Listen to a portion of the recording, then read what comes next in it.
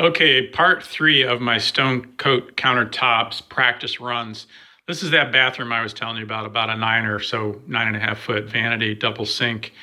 And I dug in deep and started making a big mess. It used to have a mirror the entire length of the wall. I think the mirror is 9.5 foot by 4 feet. So that mirror will go back when we're done, but obviously I had to pull it to get that backsplash out. As you can see down at the base here, the backsplash is gone. So just a little prep talk for part 3 video on the bathroom. Here's that same inexpensive laminate from 1995 that I have in the kitchen. And I ripped out the backsplash, which was in good shape, but it was tough to get out, and it obviously pulled the paper off the sheetrock. And I found a big gap that I started filling back there with some fiberboard, but I still have to finish filling the gap because I don't want the epoxy to run down in there. So I got to fill this gap, and I'm going to caulk it. Now, by that Bondo, you guys, you're going to need that if you have any things to fill in. So I bought that ahead of time, and luckily I did, because when I tore out the backsplash here, you can see the laminate came with it. The glue was strong. And, you use the big putty knives to get that backsplash out, multiple big, wider putty knives than this. Here's the putty knives I used. Just jam it in there. I had to take that end piece out first, which also tore the paper.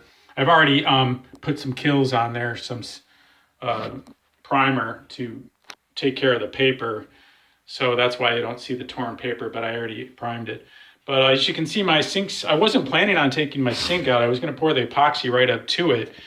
But I started taking the dirty caulk out, and the sink moved, and so I just pulled the whole thing. Luckily, I had good shutoffs still. I replaced those a year or two ago, a couple of years ago.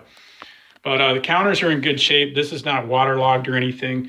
So basically, I'm going to do what Mike suggested, just put my bonding primer, or sand it, put the bonding primer on, touch up these broken pieces of laminate with the Bondo ahead of time, even though most of that will be hidden by the backsplash again. I think a little bit of it's going to stick out, so I'm going to definitely Bondo it up.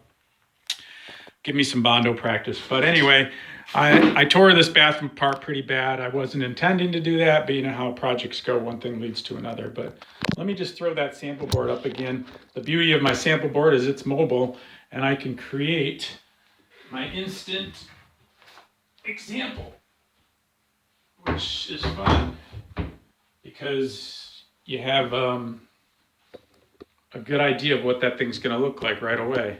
So basically, I told you I was going to probably run my lines a little more with the counter next time, but this gives you a good idea of what it's going to look like, and it is very nice looking. Compared to obviously the builder, the cheapest laminate in the world, this stuff. So what I'm going to do, I'm going to epoxy up to the sink. So I'm actually just going to re-silicone the sink in ahead of time.